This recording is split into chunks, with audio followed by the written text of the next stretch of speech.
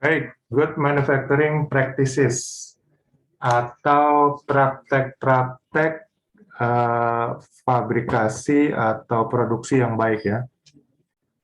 Praktek-praktek produksi yang baik. Jadi pada intinya GMP ini atau good manufacturing practices ini adalah satu konsep. Suatu konsep atau satu konsep untuk membentuk suatu sistem ya. Sehingga bagaimana melakukan suatu proses produksi atau fabrikasi yang baik. Nah, istilah yang baik ini atau good ini tentu mungkin memenuhi unsur-unsur dan harapan dari pihak-pihak terkait ya. Unsur-unsur dan harapan dari pihak terkait seperti umpamanya para karyawan, masyarakat, atau konsumen pengguna produknya, ya, dan juga instansi pemerintah atau negara. Jadi itu yang diistilahkan dengan good. Atau kalau kita bisa bilang ini namanya good ini termasuk ke dalam kualitas. Karena kualitas juga adalah nilai yang ditempatkan oleh pihak-pihak terkait ya dengan produk tersebut. Ya, itu kualitas. Jadi kalau pihak-pihak terkait atau pengguna dari produk tersebut melihat bahwa produknya tidak memenuhi harapan mereka, mereka tentu akan mengatakan itu kualitasnya buruk. Tapi kalau memenuhi harapan mereka, ya mereka akan mengatakan itu produknya baik. Ya. Nah, kata baik di sinilah inilah good, ya, good manufacturing practices. Jadi bagaimana memenuhi persyaratan dan keinginan dari pihak-pihak terkait, terutama pengguna dari produk tersebut. Nah, untuk GMP ini, produk ini fokusnya kepada pangan olahan ya, atau makanan olahan. Jadi kalau kita bicara fabrikasi, ya banyak sih fabrikasi ya, ada pabrik tekstil, ada pabrik kendaraan bermotor. Tapi biasanya GMP ini berhubungan dengan pangan olahan. Nah, berhubungan dengan pangan olahan, ya berarti berhubungan dengan bagaimana pangan olahan ini bisa menjaga standar kesehatan ya. Karena namanya pangan olahan akan dikonsumsi oleh manusia. Jadi bagaimana memenuhi standar hygiene ya. Higienitas atau kesehatan. Supaya jangan sampai pangan yang diolah ini malah membuat orang yang mengkonsumsinya menjadi sakit atau terkena dampak yang tidak diharapkan. Mungkin sakitnya nggak langsung sakit ya, tapi sakitnya mungkin prosesnya lambat. Ya, mungkin bisa sakitnya setahun 2 tahun kemudian baru muncul gejalanya ya.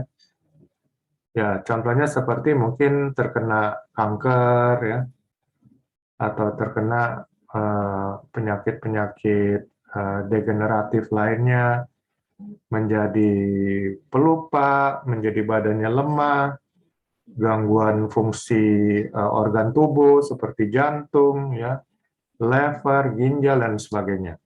Nah, ini yang nggak diharapkan.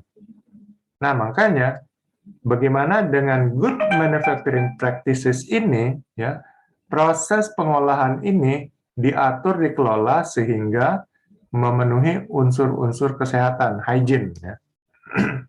Jadi tidak membahayakan manusia yang mengkonsumsinya. Nah, kalau kita bicara GMP ini juga, ini adalah konsep atau sistem. Sehingga mungkin karena ini bentuknya konsep atau sistem, maka orang bisa membuat berjenis-jenis berbagai macam sistem daripada GMP. Nah, kalau kita bicara sistem, berarti nanti akan ada sertifikasi Jadi kalau orang mau ikut salah satu sistem ya, mungkin dari dari lembaga sertifikasi atau lembaga akreditasi A, dia sudah buat standar persyaratan untuk GMP-nya seperti ini gitu kan. Nah, kalau orang mau ikut ya standar daripada lembaga akreditasi A, berarti orang harus ikut standar persyaratannya.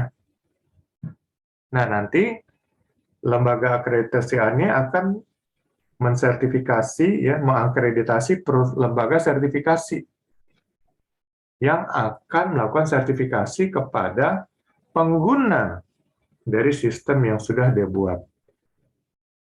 Jadi kalau orang kemudian ikut sistem itu, menerapkan persyaratan ya sesuai dengan yang sudah dibuat oleh lembaga akreditasi A, nanti lembaga akreditasi ini akan menunjuk lembaga sertifikasi yang sudah diakreditasi, kemudian melakukan audit ya kepada pihak-pihak yang mengikuti standar yang dia buat.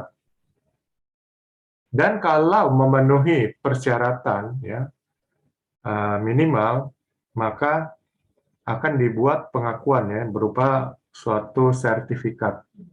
Jadi sertifikat ini adalah pengakuan bahwa ini sudah memenuhi unsur standar yang diinginkan ya.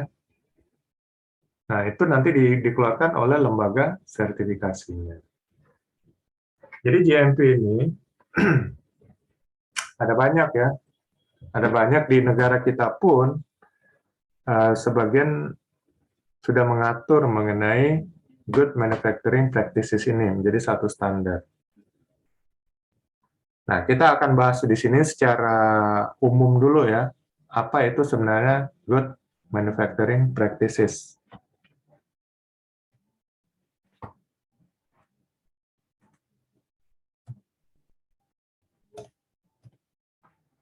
Jadi good manufacturing practices adalah cara produksi makanan yang baik. Ya, tadi sudah saya katakan yang baik itu berarti mungkin memenuhi harapan ya dari pihak-pihak terkait, terutama dalam hal ini konsumen yang mengkonsumsi makanan tersebut. Ya. Dan GMP juga merupakan pedoman yang menjelaskan bagaimana memproduksi makanan agar aman, ya, agar aman, safe, ya, bermutu, ya, quality dan layak dikonsumsi. Jadi aman ini berarti memenuhi unsur ya saat produk makanan itu konsumsi tidak menimbulkan gangguan daripada kesehatan ya daripada orang yang mengkonsumsinya. Bermutu. Bermutu ini artinya memenuhi persyaratan atau keinginan pihak-pihak terkait. Ya, dalam hal ini tentu konsumennya ya, bermutu. Dan layak konsumsi. Jadi layak konsumsi ini ya berarti kalau dikonsumsi tidak akan menimbulkan dampak yang tidak diinginkan. Nah, gitu ya. Kemudian GMP juga berisi penjelasan mengenai persyaratan minimum yang harus dipenuhi pada seluruh mata rantai makanan. Ya, mulai dari bahan baku sampai kepada produk akhir. Jadi seluruh mata rantai ya. Jadi bagaimana bahan baku itu diproses ya.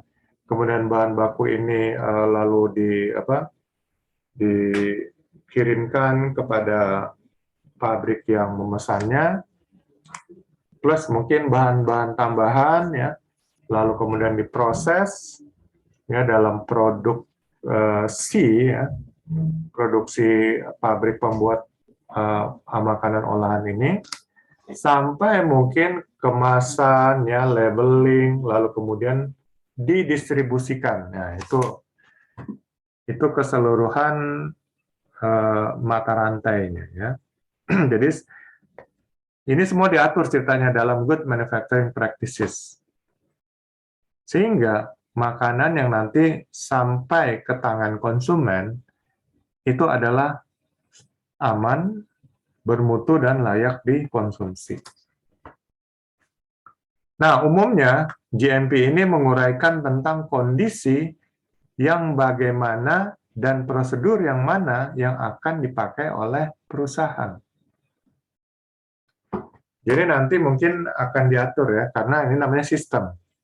Jadi sistem itu berarti sudah ada acuan-acuan standarnya. Nah, acuan-acuan standar, mungkin SOP-nya segala macam, itu sudah ada. Nah, inilah yang nanti akan dipakai oleh perusahaan. Nah, cuman perusahaan harus memilih kondisi apa dan prosedur yang mana ya, sesuai dengan produk pangan yang mereka produksi. Jadi nggak bisa produk pangan untuk pengolahan ikan ya, kemudian dipakai prosedurnya dipakai untuk pengolahan minuman umpamanya. Mungkin akan sedikit berbeda. Jadi inilah yang harus kita pahami ya, bagaimana kondisi yang harus kita pilih dan prosedur mana yang akan kita pakai gitu.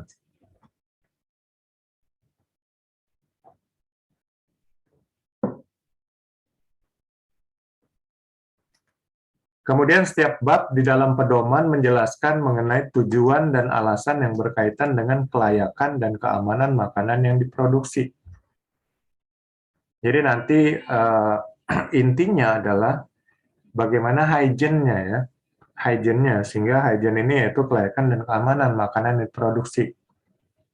Nah, inilah yang akan jadi petunjuk sehingga pemakai daripada standar GMP ini ya, ini akan bisa mengetahui bagaimana kelayakan dan keamanannya nih dan dalam proses pengolahannya. Dan membantu jajaran manajemen untuk membangun sistem jaminan mutu yang baik. Jadi dengan GMP ini, maka sistem jaminan mutu ini sudah bisa kita prediksikan ya, sudah kita bisa kelola. Karena dengan GMP ini petunjuknya jelas, semuanya mencakup daripada semua rantai pangan. Nah, ini sistem jaminan mutu. Kalau kita bicara sistem manajemen, jadi sistem manajemen mutu umpamanya ISO 9001. Kemudian sistem manajemen keamanan pangan. Jadi itu akan sedikit berbeda dengan GMP. GMP ini sistem. Ya. Nah, bagaimana mengelola, mengatur ya, memanage itu nanti sistem manajemen. Nah, sistem manajemen kita bisa pilih ya, apakah kita ingin memakai sistem manajemen mutu ISO 9001 atau kita memakai yang spesifik yaitu sistem manajemen keamanan pangan ya. Spesifik di keamanan pangan. Ya, ISO 22000.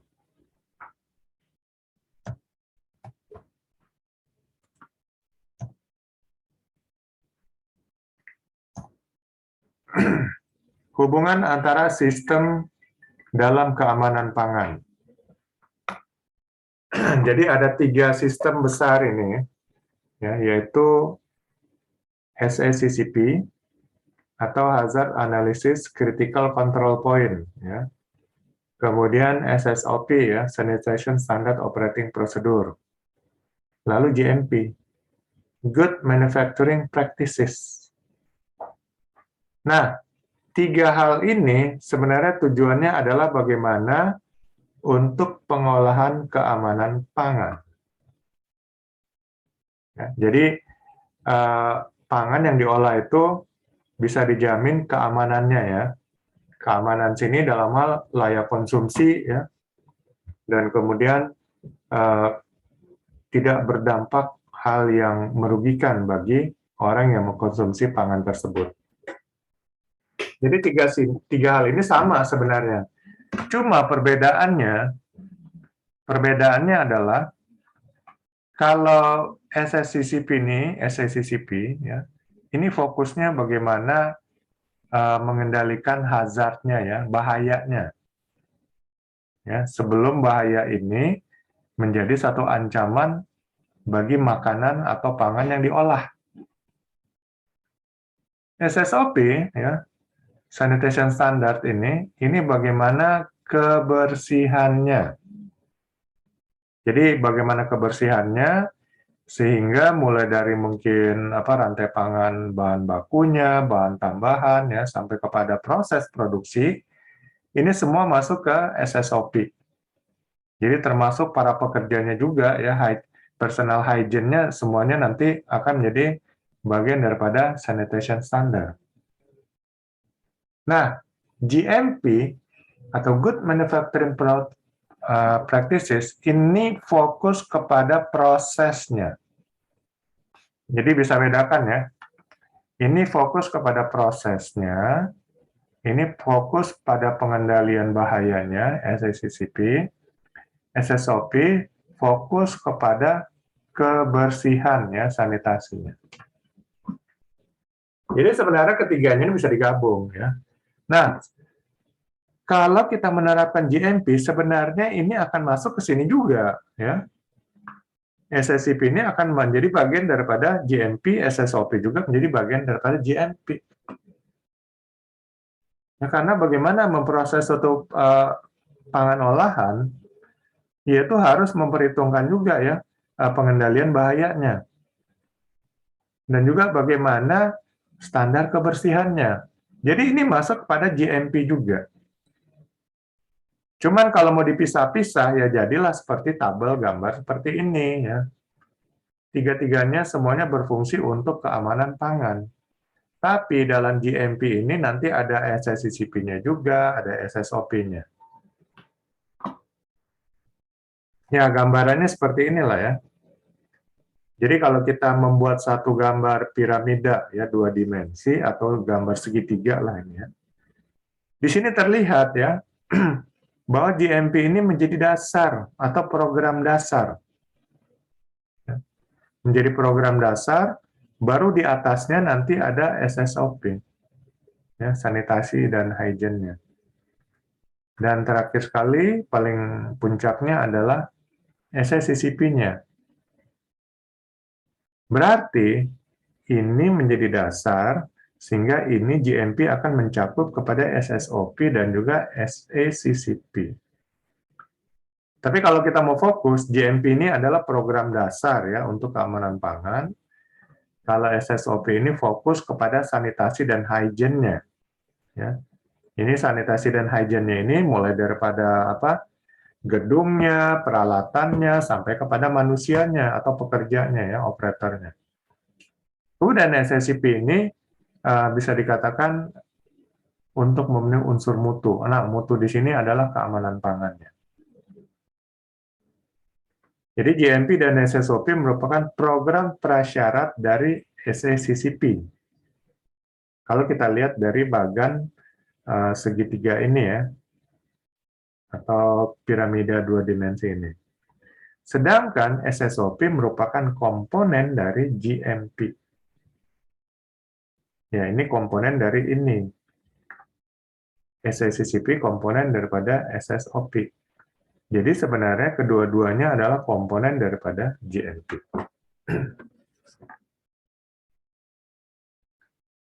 Kegunaan penerapan GMP. Bagi pemerintah, ini melindungi konsumen dari penyakit atau kerugian yang diakibatkan oleh makanan yang tidak memenuhi persyaratan. Ya, ini tugas pemerintah adalah melindungi masyarakat, ya. Sehingga dengan penerapan GMP sangat membantu bagi pemerintah, ya, dalam proteksi, ya, kesehatan masyarakat. Dan juga memberikan jaminan kepada konsumen bahwa makanan yang dikonsumsi merupakan makanan yang layak. Jadi dalam hal ini pemerintah diwakili oleh BPOM, ya, atau Badan Pengendali Makanan, Obat dan Makanan, ya. Badan Pengawas Obat dan Makanan. Nah, itulah yang kemudian memberikan jaminan, ya, untuk produk makanan yang layak konsumsi.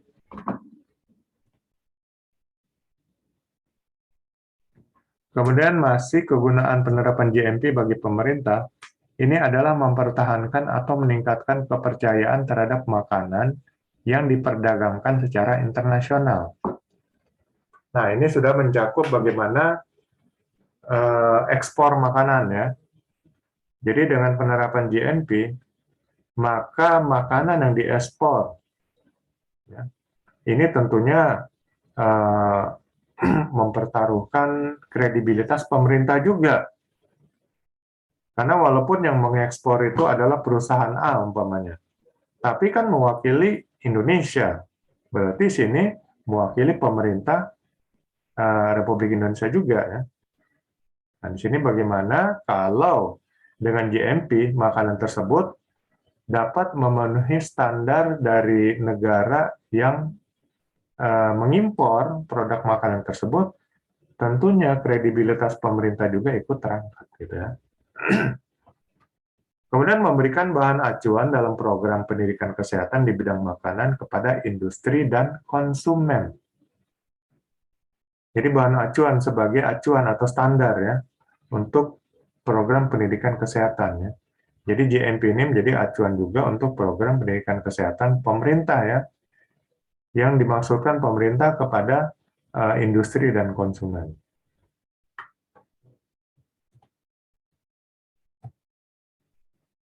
Nah, sedangkan bagi industri, kalau tadi bagi pemerintah, bagi industri, ini memproduksi dan menjadikan makanan yang aman dan layak bagi konsumen. Ya. Jadi dengan penerapan GMP, industri dapat memproduksi dan menyediakan makanan yang aman dan layak bagi konsumen. Lalu memberikan informasi yang jelas dan mudah dimengerti kepada masyarakat untuk melindungi makanan terhadap kontaminasi dan kerusakan. Jadi dengan GMP bisa mencegah kontaminan ya, atau hal-hal yang tidak inginkan yang dapat mencemari ya, mencemari produk pangan olahan tersebut. Ya, mulai dari rantai pangan bahan baku sampai kepada produk akhir. Kemudian mempertahankan atau meningkatkan kepercayaan dunia internasional terhadap makanan yang diproduksi. Jadi kalau udah ada sertifikasi standar GMP, tentu juga akan meningkatkan kepercayaan dunia internasional ya, yang mengimpor umpamanya produk makanan tersebut ke negara mereka.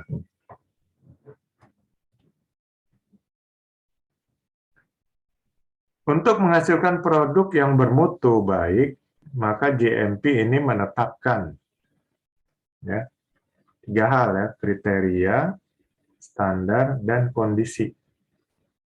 Jadi maksud kriteria adalah istilah-istilah umum ya. Lalu umpamanya di sini masuk kepada persyaratan bangunan dan juga fasilitas lain. Jadi harus memenuhi kriterianya sesuai dengan yang ditetapkan oleh GMP. Kemudian juga ada standar ya.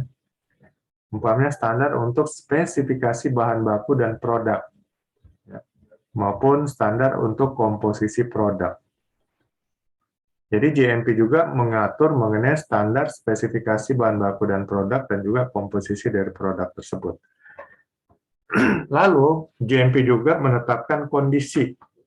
Kondisi ini berupa parameter proses pengolahan ya. Jadi parameter-parameter untuk proses pengolahan sehingga proses pengolahan ini bisa terkontrol gitu. Kalau tidak memenuhi parameter yang ada, tentu proses pengolahan ini harus diulang ya, atau di-reject dan sebagainya. Jadi inilah bagian dari GMP ya, sehingga memberikan standar mutu yang baik ya. Karena dia menetapkan kriteria, standar, dan juga kondisi yang harus dipenuhi dalam proses pengolahan produk makanan ya. Ruang lingkup GMP.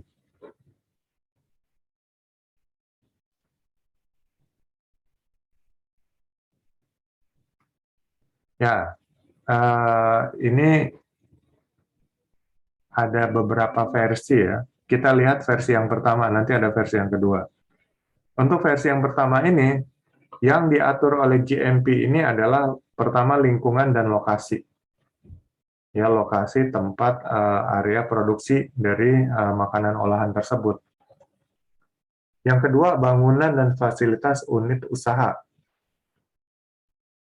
Yang ketiga, fasilitas dan kegiatan sanitasi.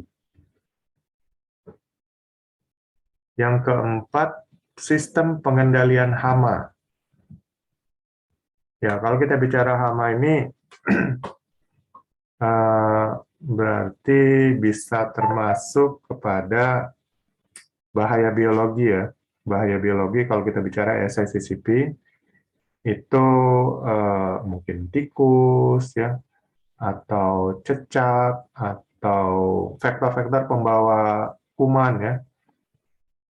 Lalu mungkin bisa termasuk juga kecoa ya, dan juga serangga-serangga lainnya. Kemudian yang kelima adalah hygiene karyawan. Ya, jadi personal hygiene lah ya. Jadi masing-masing karyawan itu menjaga kebersihan dan kesehatan tubuhnya dalam melakukan proses olahan makanan. Lalu yang keenam, pengendalian proses. Ya, ini termasuk yang tadi kriteria ini ya, atau kondisi parameter proses pengolahan. Nah, ini yang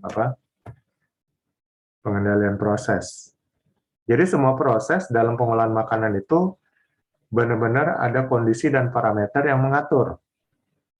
Sehingga hasil akhirnya tentu bisa diprediksi. Dan kemudian manajemen pengawasan. Ini juga diatur dalam ruang lingkup GMP. Lalu catatan dan dokumentasi. Ya, ini 8 hal ya, atau 8 ruang lingkup yang diatur oleh GMP.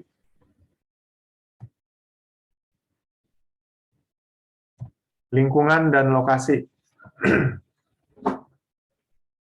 Lingkungan sarana pengolahan harus terawat baik ya, bersih dan bebas sampah. Lalu sistem pembuangan dan penanganan limbah cukup baik.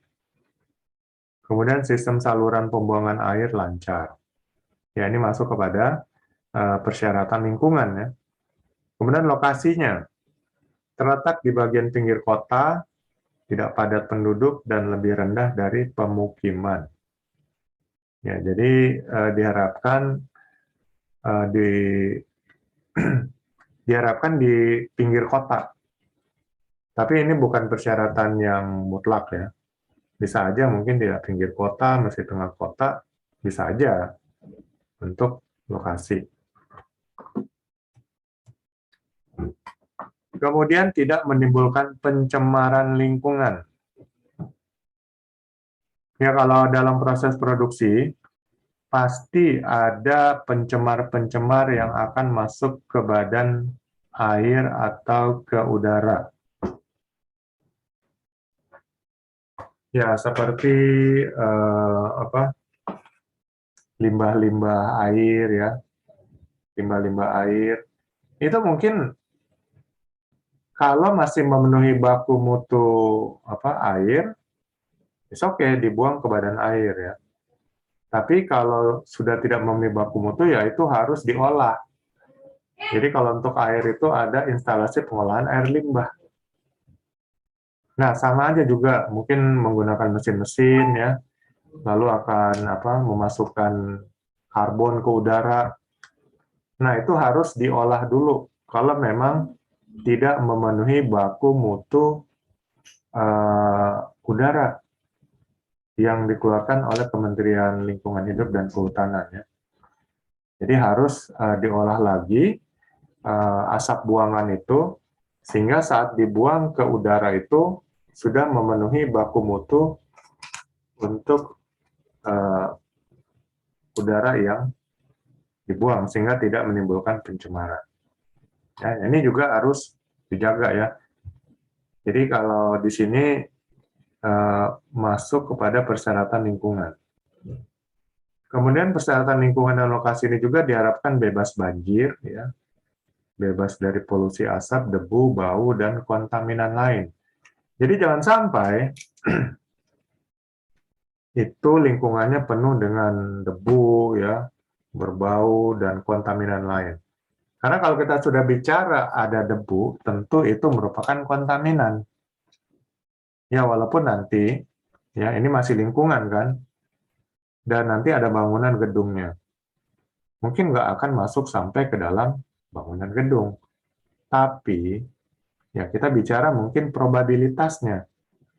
Tetap aja mungkin ada sebagian debu yang bisa menerobos masuk. Nah, kalau tempatnya lingkungannya bebas dari debu, ya itu mungkin akan lebih lebih aman lah gitu ya. Kemudian bau. Nah, kalau tempat berbau berarti itu ada kemungkinan terjadinya produk-produk organik ya yang sudah membusuk ya, yang sudah dikerumuni oleh bakteri-bakteri pembusuk atau bakteri-bakteri pengurai. Nah, ini tentu akan menimbulkan bau. Jadi berarti tempatnya tidak sanitize, tidak bersih, dan tidak hygiene. Ya, ini harus diperhatikan ya, karena akan menimbulkan kontaminan nanti. Kemudian lingkungan juga diharapkan bebas dari sarang hama seperti hewan pengerat, ya, tikus, dan juga serangga.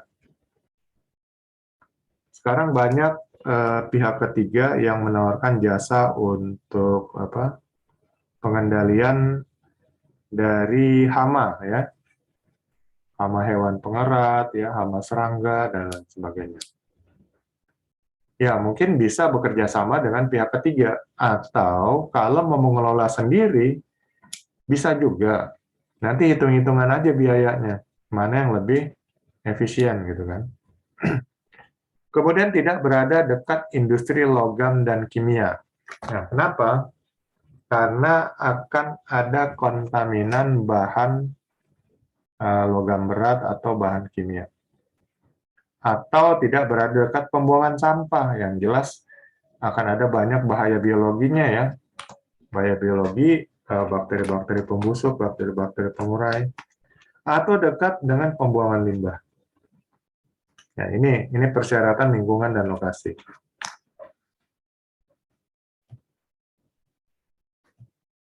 Untuk persyaratan bangunan, persyaratan bangunan harus memperhatikan desain, konstruksi, dan tata ruang ya, harus sesuai dengan alur proses. Jadi alur proses produksi ya, mulai daripada bahan bakunya diproses ya, kemudian masuk bahan tambahan. Ini didesain ya, sehingga jangan sampai nanti untuk satu pengolahan nanti pindah ke lain ruangan ya. Tentu saat perpindahan itu bisa menimbulkan kontaminan ya, atau bahan pencemar masuk ke dalam adonannya. Nah, jadi memang harus didesain sehingga alur prosesnya itu saling bersambung gitu. Kemudian bangunan cukup luas dan dapat dilakukan pembersihan secara intensif. Jadi jangan sampai bangunannya sempit ya, dan kemudian banyak sudut-sudut yang susah dijangkau atau susah dibersihkan. Jadi harus perhatikan juga desain daripada bangunan. Kemudian bangunan itu terpisah antara ruang bersih dan ruang kotor. Jadi mungkin saat pekerja masuk ya, operator, itu dia masuk dari daerah kotor, masuk ke dalam daerah bersih. Nah, ini harus memenuhi unsur sanitasinya ya, dan personal hygiene-nya. Apakah dia harus ganti baju dulu, masuk ya. Mungkin kalau di dalam ruang lab seperti itu ya. Jadi soal personal hygiene benar-benar diperhatikan ya. Harus ganti baju atau mungkin pakai baju khusus ya, menutupi baju daripada ruang kotor karena masuk ke ruang bersih. Kemudian lantai dan dinding dari bahan kedap air kuat dan mudah dibersihkan, serta sudut pertemuannya berbentuk lengkung. Ya, ini persyaratan bangunan untuk lantai dan dinding ya. Diharapkan dinding ini dari bahan kedap air. Kenapa bahan kedap air? Supaya tidak menimbulkan kelembapan. Karena kalau dindingnya tidak kedap air, nanti akan lembab.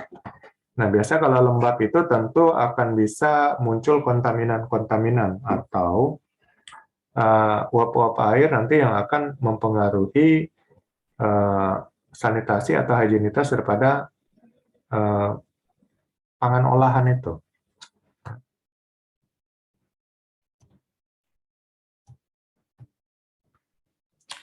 Kemudian fasilitas unit usaha ya di dalam bangunan. Ini diharapkan penerangan cukup ya, sesuai spesifikasi proses. Nah, ini juga bagian daripada K3. Karena kalau penerangan kurang cukup, tentu operator juga tidak bisa melihat dengan jelas. Pertama, nanti hasil kerjanya yang berhubungan dengan hygiene dan sanitasi tidak menjamin. Ya.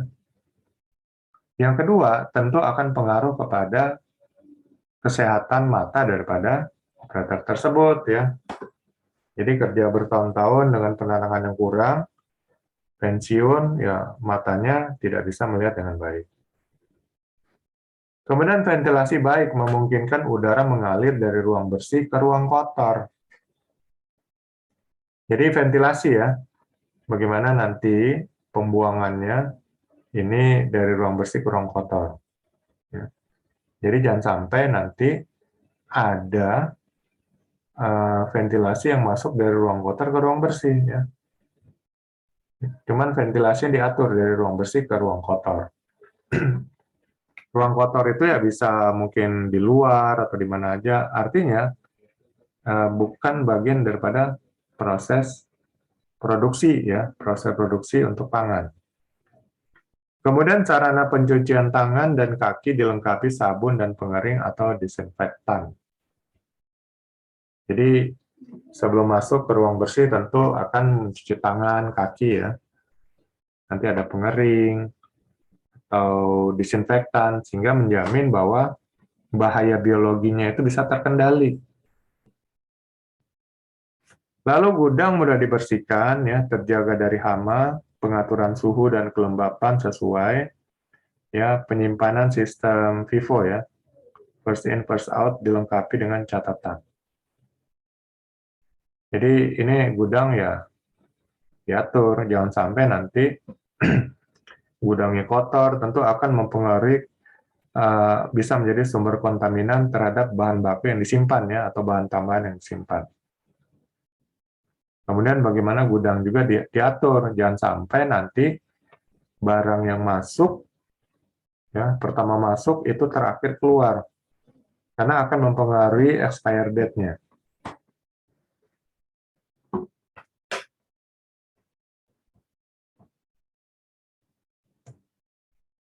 Kemudian masih fasilitas dan kegiatan sanitasi. Nah, sekarang masuk ke bagian fasilitas dan kegiatan sanitasi. Untuk program sanitasi meliputi ya sarana penyediaan air, sarana pembuangan air dan limbah, sarana pembersihan dan pencucian, sarana toilet atau jamban, dan sarana hygiene karyawan. Jadi ini untuk sanitasi ini ya, air diperhatikan, lalu limbah airnya ya, lalu pembersihan dan pencucian, ini juga tentu menggunakan air, dan juga sarana toilet ya, atau jamban, dan hygiene karyawan, personal hygiene. Ini harus benar-benar diperhatikan agar semuanya itu tidak menjadi sumber kontaminan ya. Makanya ini bagian daripada program sanitasi atau kebersihan. Ya. Lalu sistem pengendalian hama.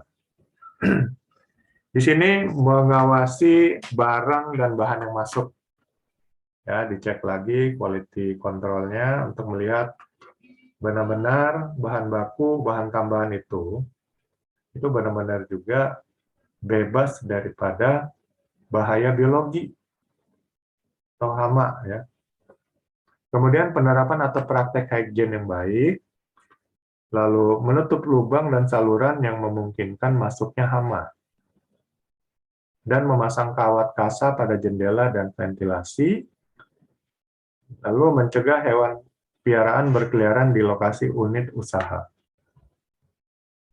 Nah, ini kita tahu bahwa hewan-hewan seperti mungkin kucing ya atau anjing itu kan ada kutunya ya. Kutu ini bisa menjadi faktor untuk pembawa virus, bakteri, dan bahaya biologi lainnya. Jadi jangan sampai nanti hewan peliharaan ada berkeliaran dekat dengan lokasi pengolahan makanan ya.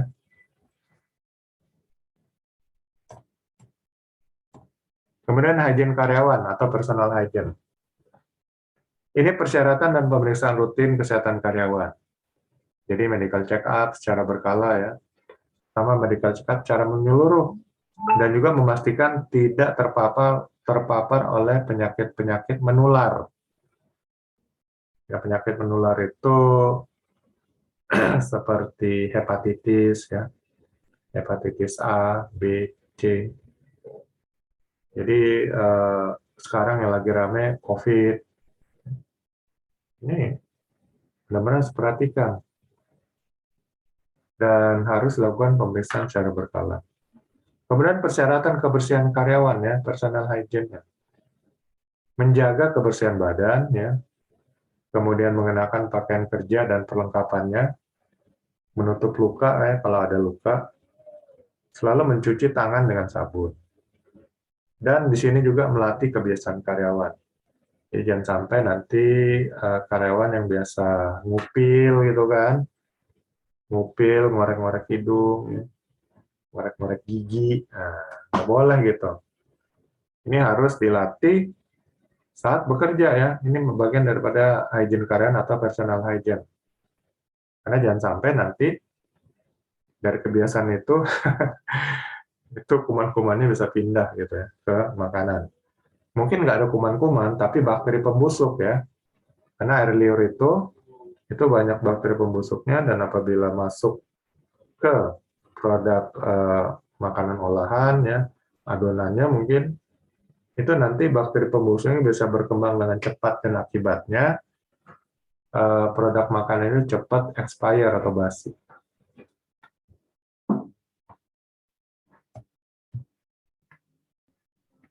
Kemudian pengendalian proses ya. Pengendalian pre-produksi atau sebelum produksi. Ini memeriksa bahan baku ya, untuk persyaratan bahan baku, komposisi bahannya, cara pengolahan bahan baku ya. Jadi benar-benar harus audit ke vendornya juga gitu. Bagaimana vendor ya, supplier bahan baku ini mengelola bahan bakunya, harus memenuhi standar juga ya, standar GMP atau standar sanitasinya, dan juga standar SSCCP. Lalu persyaratan distribusi dan transportasi. Jadi saat dikirim ya bahan bakunya, bagaimana ini? Apakah memenuhi standar? Jadi jangan sampai pakai kendaraan-kendaraan yang bekas bawa-bawa sampah dan sebagainya. Tentu nggak akan memenuhi persyaratan ya. Jadi ini harus diaudit juga untuk kendaraan distribusi atau transportasi yang membawa bahan baku. Kemudian penyiapan produk sebelum dikonsumsi. Jadi produk-produk yang mungkin sudah selesai difabrikasi, ini bagaimana ya, ini kan layak atau enggak gitu ya. Karena nanti akan dimasukkan dalam proses produksi. Kemudian setelah itu pengendalian proses produksinya. Lalu setelah pengendalian proses produksi sesuai dengan standar SOP, juga pengendalian pasca produksi. Nah, ini memperhatikan jenis dan jumlah bahan yang digunakan produksi ya. Jadi jumlahnya tepat. Jadi jangan sampai nanti produknya produk hari ini keasinan, besok lebih tawar, lalu kemudian besoknya lagi kemanisan, dan seterusnya. Ini harus standar ya. Jadi jumlah bahannya masing-masing bahan berapa, maka sudah standarisasi dalam satu adonan berapa gitu bagian-bagian yang menjadi bagian daripada adonan tersebut. Kemudian bagian alir proses pengolahan ya, lalu ada labeling keterangan produk, kemudian bagaimana produk tersebut ya setelah diproduksi disimpan, lalu bagaimana kemasannya, kemudian jenis produk pangan yang dihasilkan ya, jenisnya apa? Apakah produk pangan apa? Pengolahan ikan ya, atau produk pangan snack dan minuman dan sebagainya. Ini pengendalian pasca produksi. Jadi untuk pengendalian proses itu sebelum produksi, saat produksi, dan setelah produksi itu semua harus dikendalikan ya. Supaya menjamin ya, pertama sanitasi dan higienitas dan juga pengendalian bahaya pencemaran kontaminannya.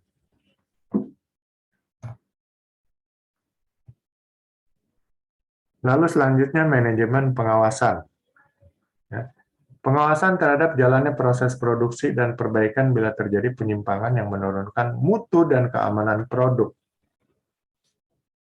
Kemudian pengawasan rutin untuk meningkatkan efektivitas dan efisiensi proses produksi.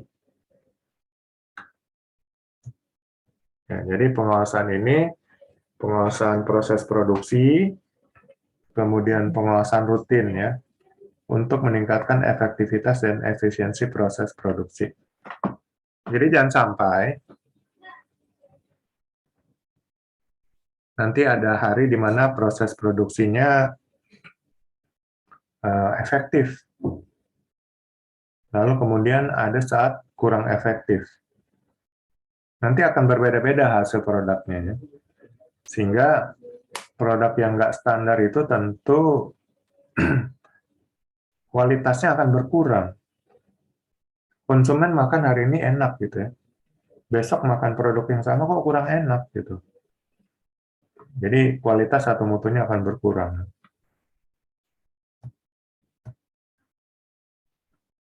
Kemudian yang ke-8, pencatatan dan dokumentasi. Di sini berisi catatan tentang proses pengolahan, termasuk tanggal produksi dan kadaluarsanya kapan. Lalu distribusi dan penarikan produk karena kadaluarsa. Jadi nanti ada catatan ini bagaimana tanggal kadaluarsanya. Sehingga saat sudah kadaluarsa, kalau masih ada beredar di pasaran, itu harus segera ditarik.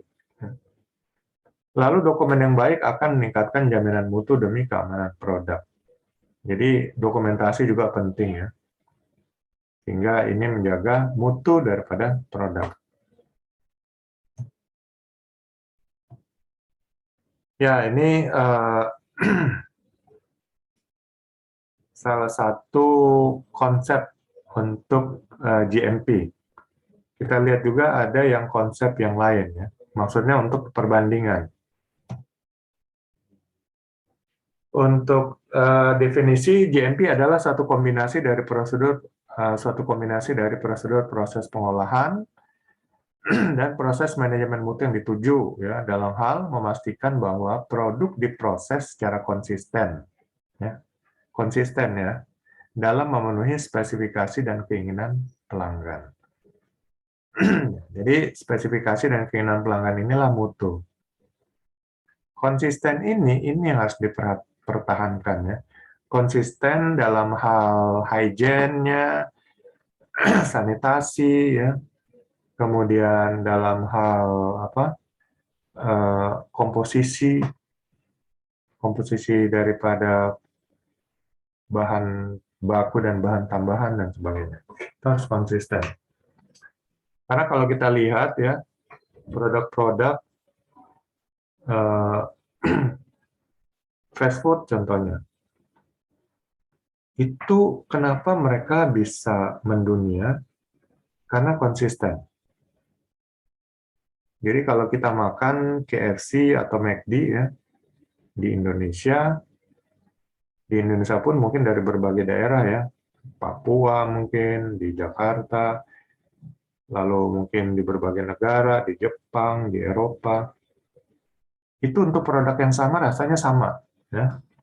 Mulai daripada tingkat keasinannya, ya, kemanisannya itu sama. Jadi ini konsisten. Kalau kita bicara standar itu harus konsisten, ya. Mau hari ini, besok, kemarin dan seterusnya. Mau dimanapun ya. Jadi dimanapun, kapanpun itu konsisten. Itu salah satu moto juga ya. Dimanapun, kapanpun, itu salah satu merek produk. Sehingga tidak terpengaruh oleh jarak, waktu, tempat, dan juga waktu. Nah, itulah konsisten ya. Ini bagian daripada mutu ya. Lalu tujuan dari GMP adalah untuk mengembangkan sistem mutu yang dapat dinilai agar dapat dipastikan bahwa produk makanan aman, sehat, dan yang terpenting adalah memenuhi persyaratan pelanggan. Kemudian memastikan bahwa proses pengolahan, penyimpanan, dan distribusi produk makanan dalam kondisi terkontrol dan konstan, mendekati produk yang diinginkan sesuai standar ISO 9001.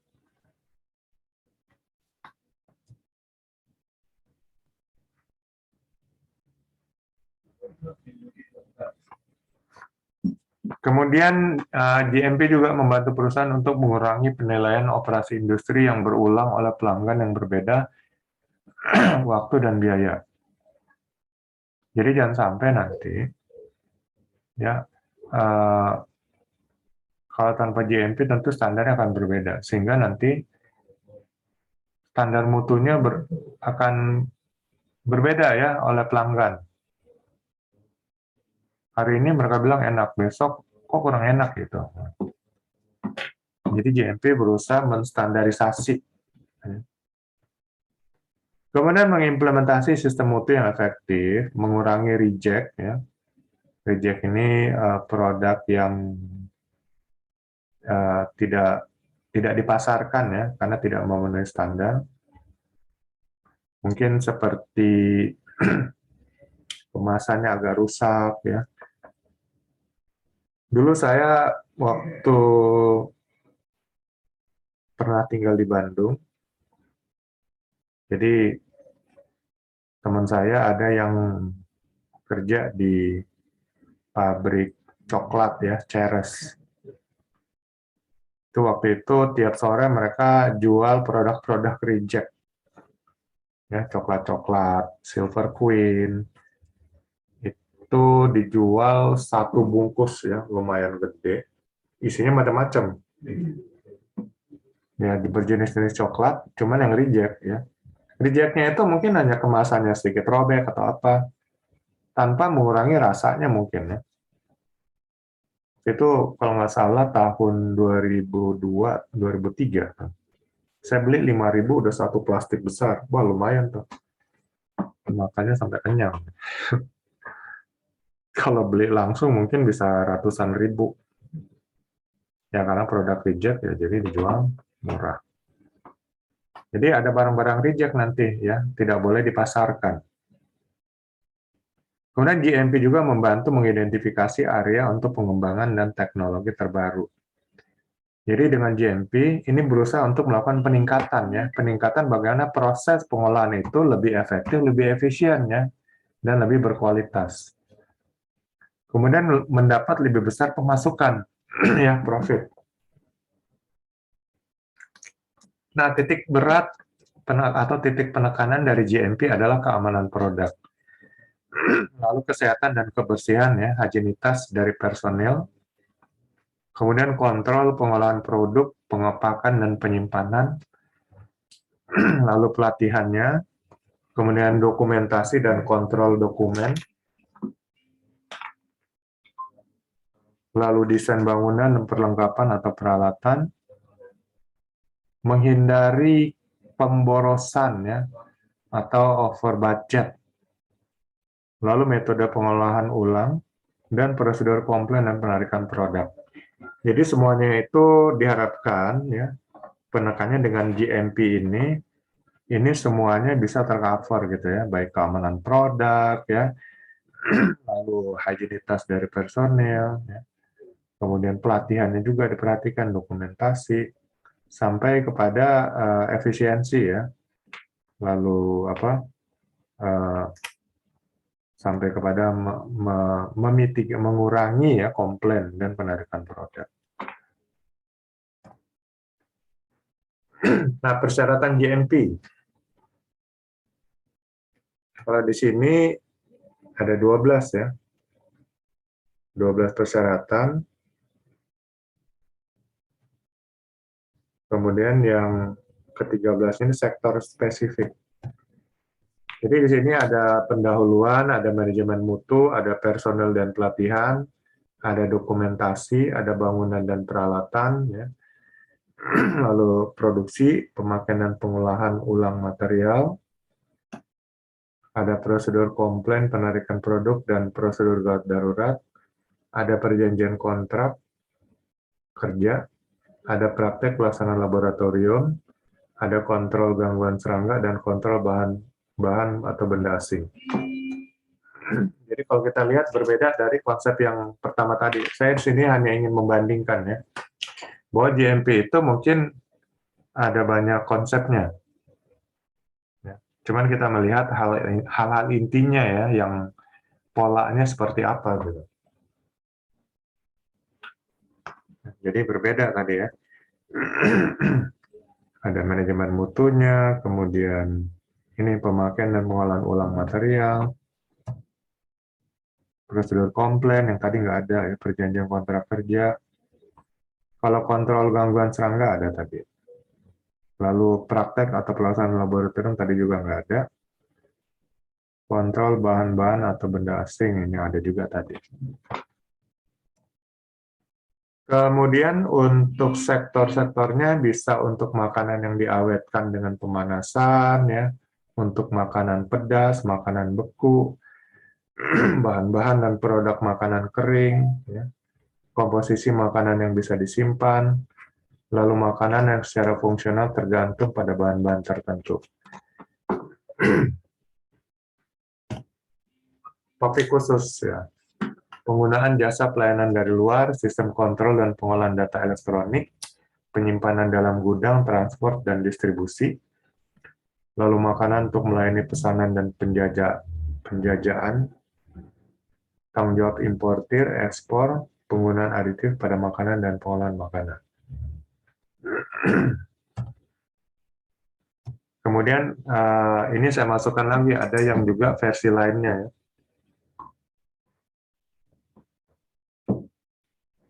Ada GMP memperhatikan sama nih tadi, bangunan dan peralatan, lalu personel dan kompetensi ya, termasuk sini trainingnya, lalu SSOP, SSCCP, lalu standar dan metode hygiene, lalu proses manajemen pengawasan higienitas, lalu dokumentasi, kemudian komunikasi dan kepemimpinan fokus pada higienitas, ada legalitas dan kontrak, ada bahan baku dan bahan tambahan yang hygiene, lalu memperhatikan masalah K3, lingkungan hidup, mutu, dan hygiene, kemudian pemeriksaan, evaluasi, dan perbaikan untuk hygiene.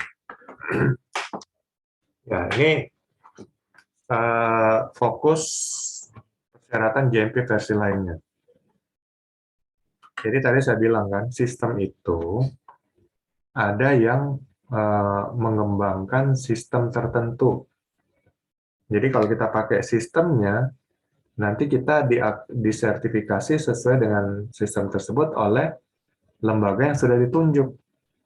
Nah, kalau kita lulus, berarti kita dapat sertifikat, dan sertifikat itu diakui oleh badan yang mengeluarkan dan mengelola sistem tersebut ya, sistem GMP tersebut. Jadi nanti untuk GMP juga ada banyak versi-versinya gitu. Nah, untuk GMP untuk industri rumah tangga ya, pangan versi BP POM ya, Badan Pengawasan Obat dan Makanan. Ini BP POM ini ada 14 poin dia. Yang pertama lokasi dan lingkungan produksi, lalu bangunan dan fasilitas, kemudian peralatan produksi ya dipisah. Kalau tadi kan bangunan dan peralatan mungkin disatukan. Kemudian suplai air atau sarana penyediaan air, ya ini berbeda lagi ya. Kalau ini mungkin masuk dalam bahan baku yang tadi. Lalu fasilitas dan kegiatan hygiene dan sanitasi, kemudian kesehatan dan hygiene karyawan. Nah ini dibedakan ya, personal hygiene dengan hygiene untuk fasilitas dan peralatan mungkin ya, dan bangunan. Kemudian pemeliharaan dan program hygiene sanitasi karyawan, lalu penyimpanan, kemudian pengendalian proses, lalu pelabelan pangan, serta pengawasan oleh penanggung jawab. Lalu ada diatur juga untuk penarikan produk, lalu pencatatan dan dokumentasi, dan pelatihan karyawan. Ya, ini Good Manufacturing Practices atau cara pengelolaan makanan ya, CP, cara pengelolaan makanan yang baik, CPMB. Ya, untuk industri rumah tangga pangan versi BP POM. Maaf Pak, Ya, dari tadi slide-nya tidak jalan oh ya? materinya. Oh gitu. Iya.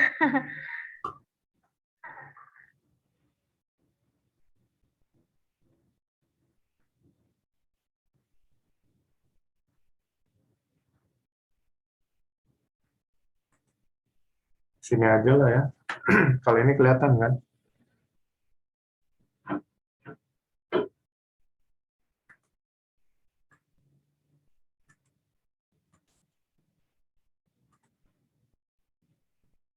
Kelihatan nggak, Bu? Kelihatan Pak. Ya, kayaknya saya nggak tahu nih masalahnya. Dari yang CCP kemarin juga komplain masalahnya seperti ini. Ya, jadi ini tadi kita sudah bahas dua konsep ya, BP POM. Nah, ini konsep yang pertama.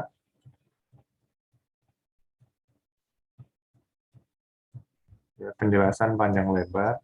Kemudian ada konsep yang kedua ini.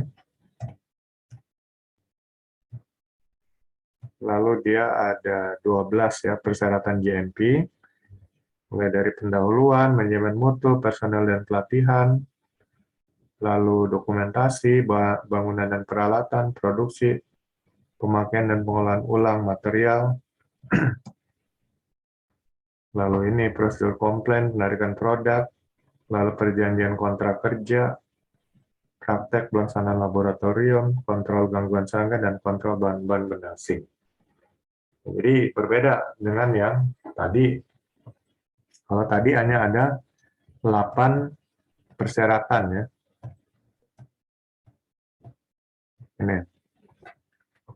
Ini lingkungan dan lokasi, bangunan dan fasilitas unit usaha, lalu fasilitas dan kegiatan sanitasi, lalu sistem pengendalian hama, lalu hygiene karyawan, kemudian pengendalian proses, lalu manajemen pengawasan dan pencatatan dan dokumentasi. Lalu ada versi lainnya. Ini persyaratan GMP versi lain, bangunan dan peralatan, personel dan kompetensi yang masuk ke training juga, SSOP ya, Sanitation Standard Operating Procedure, lalu SSCP, Hazard Analysis, Critical Control Point, kemudian standar dan metode hygiene, lalu proses, manajemen, dan pengawasan higienitas, dokumentasi, lalu komunikasi dan kepemimpinan fokus pada higienitas, lalu legalitas dan kontrak, kemudian bahan baku dan bahan tambahan yang higien, lalu K3, lingkungan hidup, mutu dan higien, kemudian pemeriksaan, evaluasi, dan perbaikan untuk higien. Nah, di sini kita lihat lagi ada konsep GMP ya, dari BP POM. Ada 14 untuk standar GMP-nya, atau cara pengolahan makanan yang baik, CPMB. CPMB untuk industri rumah tangga pangan. Ya. Ini ada lokasi dan lingkungan produksi, ada bangunan dan fasilitas, ada peralatan produksi, lalu suplai air dan sarana penyediaan air, lalu fasilitas dan kegiatan higien dan sanitasi, kemudian kesehatan dan higien karyawan, lalu pemeliharaan dan program higien sanitasi karyawan, kemudian penyimpanan, lalu pengendalian proses, kemudian pelabelan pangan, lalu pengawasan oleh penanggung jawab, lalu diatur juga untuk menarikan produk, lalu pencatatan dan dokumentasi, kemudian ada pelatihan karyawan. Ya, ini GMP atau CPMB ya, cara pengolahan makanan yang baik, versi untuk industri rumah tangga pangan, versi BPOM. Ya, jadi intinya, mungkin ada other opinion dari ibu-ibu sekalian, GMP nih, kita tambahin yang ini. Kira-kira ada nggak opini yang lain?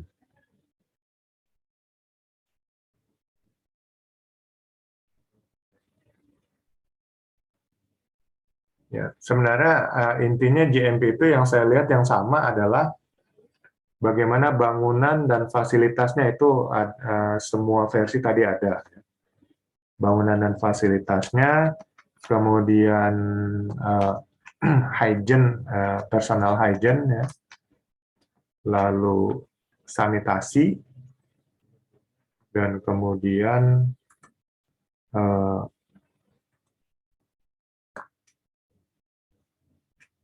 pengendalian proses. Nah, itu hal-hal yang sama. Jadi,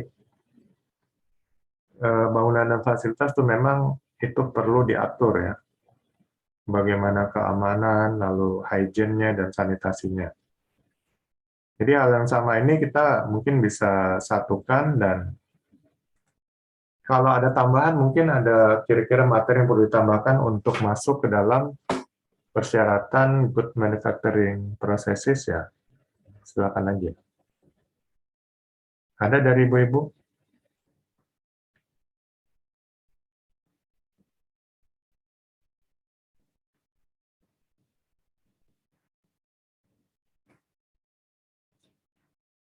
Oke, kalau nggak ada mungkin kita coba latihan ya. Kita coba latihan untuk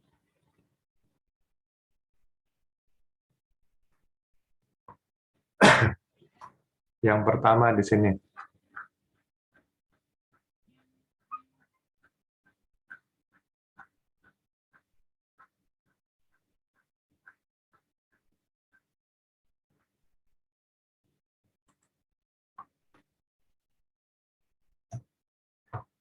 Nah,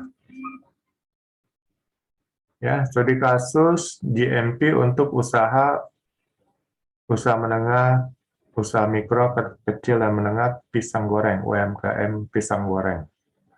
Jadi, mungkin yang pertama ini untuk studi kasusnya, ibu-ibu bisa kerjasama bertiga lah. Jadi tolong coba susun suatu konsep GMP atau Good Manufacturing Processes ya untuk usaha penjualan pisang goreng. Jadi menurut Ibu konsepnya apa aja? Kan tadi ada banyak konsep ya. Jadi silakan apakah menurut ibu-ibu bangunannya aja atau mungkin apa personal hygiene yang perlu dan sebagainya.